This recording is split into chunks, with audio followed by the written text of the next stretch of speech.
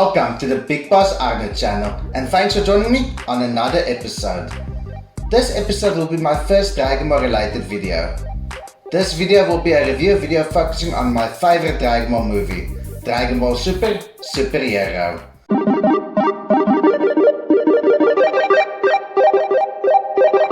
This movie is the first Dragon Ball related movie that I've had the opportunity to watch in the cinemas, and it was glorious. The movie focuses on the remnants of the Red Ribbon Army being led by Magenta. Commander Red's son trying to take over the world again by getting Dr. Jiro's grandson to make new androids, including an upgraded cell called Cell Max, with Goku and Vegeta off-world. Who is going to stop them? The movie starts with a beautiful recap of Dragon Ball and DBZ, focusing on the Z Fighters' interactions and clashes with the Red Ribbon Army. I would love if they can redo Dragon Ball in this type of animation. Not only will it look spectacular, but a lot of people will give it an actual chance, which they really should, as it has some awesome arcs that I believe are some of the best in the entire franchise. Some of these arcs include the Demon King Piccolo arc and the 23rd World Tournament arc.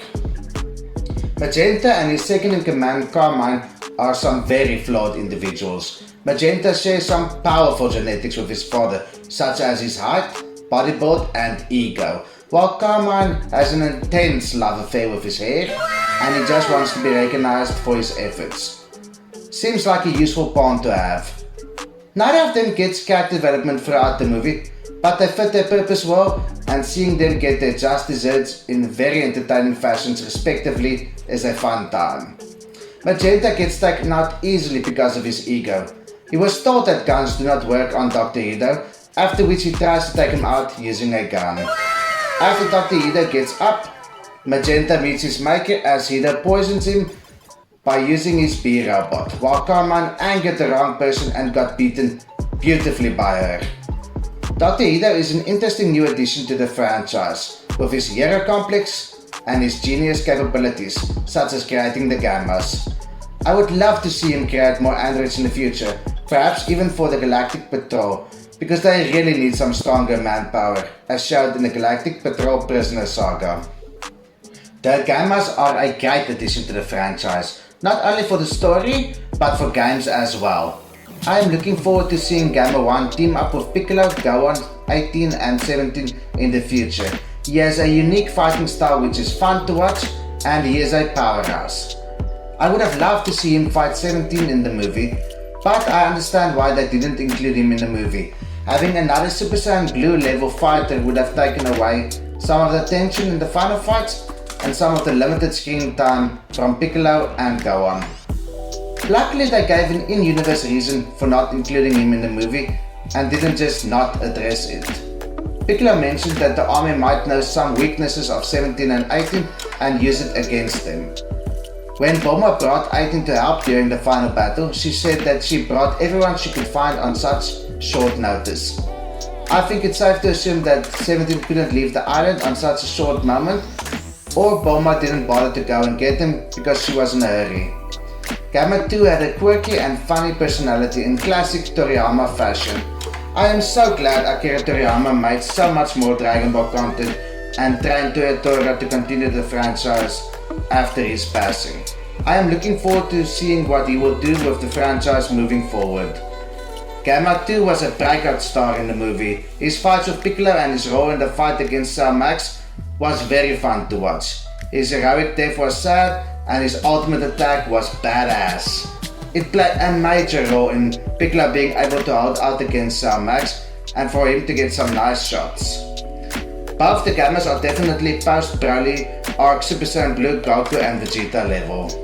I really like how they utilize the androids' metal bodies in the fight scenes. By this I'm referring to the metal sounds whenever Piccolo or Gohan hit them. Piccolo's role in the movie was awesome. I really hope he gets more major roles and arcs in the future. His two new forms are a great addition to the franchise and will finally allow Piccolo to be in the thick of the story again. The possibilities of future use for him and his new forms are exciting to think about. I hope him and Vegeta will finally have a sparring match and that he will train with Goku again. Also, I really like to see his house, as well as his role as master and uncle to Pan. It was nice to see him sneaking into the Red Ribbon Army and have to figure out how to handle this crisis on his own without Goku or Vegeta's help. It is nice to see what they can come up with when they can't just rely on Goku and Vegeta. I found it interesting that the Namekians of the magic type can only unlock someone's full potential when they are older. This shows that Namekian power grow as they get older, which explains why they did not and could not upgrade the Dragon Balls earlier to make such a type of wish possible. This movie also shows how Goku and Vegeta unfortunately hold the rest of the Z Fighters back. It was only after he could not get into contact with Goku and Vegeta that Piccolo tried to figure a way out how he could better his odds, which led him to go to Krillin to get sensor beams, which led him to Dendo, which led him to making the wish that boosted his powers and gave him the fighting chance that he needed. I really liked the aesthetics of the scene where the dragon granted Piccolo's wish and unlocked his new power. This was the first time Piccolo made a wish with the Dragon Balls himself. I liked how the dragon spoke to him. Piccolo's other half is the one who created them in the first place, so it was nice to see him speaking with Piccolo in such a manner. The freebie that Shenron gave Piccolo makes sense. From the Namekians' perspective, Piccolo is their pride's strongest warrior. They are a very spiritual race and their bonds between each other and nature is very important to them. So it makes sense that Piccolo can tap into the spirit of the Namekian race. Now Piccolo is officially the Super Namekian that everyone thought he was back in the Android saga. I love how his two new forms look and how they are not just a hair color change. Even though when done correctly, I really do not mind it at all. Orange Piccolo's entrance was awesome.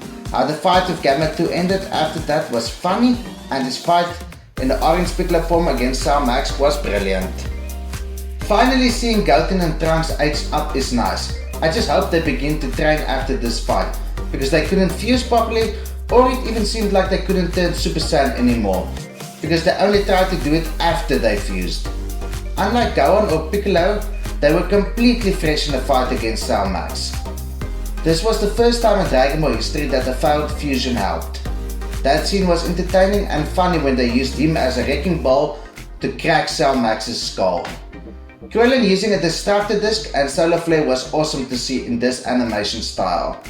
He was also funny and heroic in the movie, and it was nice to see him save 18 from Cell Max. 18 was cool in the movie, and it was nice to see her join a fight for another reason other than for money for a change. She was brave and strong during the fight. Bulma played a nice supporting role and she also added to the humor of the movie. Pan finally aged up enough to be able to be part of the story, and her desire to learn from Piccolo means she's going to become very powerful when she grows up. I hope she and Bulma will one day make a great team and that both can turn Super Saiyan or higher or even have their own unique forms. Pan's role in the movie was fun and her interactions with Piccolo was adorable. Aww. The few fight scenes she had were also entertaining to watch. With her mindset and masters, she will definitely become a powerhouse in the future. The flying scene is fine because I'm assuming Toriyama did not watch the anime and her flying was an anime exclusive thing. At least now she has that ability, so from now onwards she can start to learn new techniques. Gohan's new form looks awesome. I love all three new forms Toriyama designed for this movie. Gohan's new form is ridiculously powerful and his fights in the movie was great. The scene where they tried to get him to come to the base was one of my favorites. It was funny when he flicked the gun away and awesome when he transformed out of anger into his Super Saiyan form. His special beam cannon was awesome and looked breathtaking. It was a great way to finish the fight. This was by far the strongest special beam cannon in the franchise's history. I love that Broly is finally being trained by Goku and Whis. Sheila and Lemos are also fun additions to Beerus' planet. I also enjoy that Beerus' homeworld is being expanded in this way. Beerus' crush on Sheila was quite funny. Goku and Vegeta's fight was great, and I would have liked to see Beerus and Broly spar. I really enjoyed the movie and can't wait for this arc to be added into the games and future anime seasons. The movie was funny and stays entertaining even after watching it multiple times.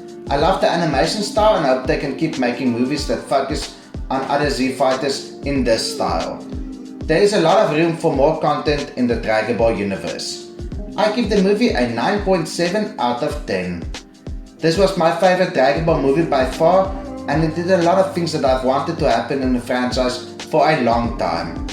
Let me know in the comments down below which DB related movie was your favorite and which moment stood out the most. I look forward to reading and interacting with everyone in the comments down below. Please do me the favor of liking my video, commenting and subscribing if you have not. This is Big Boss Arne saying have a nice day. Till we speak again, cheers.